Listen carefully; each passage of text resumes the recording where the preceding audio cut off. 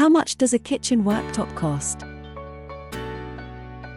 The biggest factor that affects the price of replacing a worktop is the type of material you choose.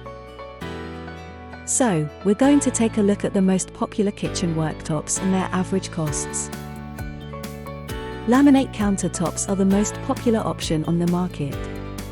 They can look like natural materials but come at a much lower cost. The average cost is £35 to £150 per square metre. Granite worktops are a very popular choice for kitchen work surfaces. It gives a polished and expensive look. The average cost is £270 to £450 per square metre. Solid wood is a very classic finish in a kitchen. Wood is a good natural alternative to stone, as it is a cheaper option. The average cost is £120 to £250 per square metre. Composite worktops are made by creating a layer of resin over the top of core material. This creates a seamless finish.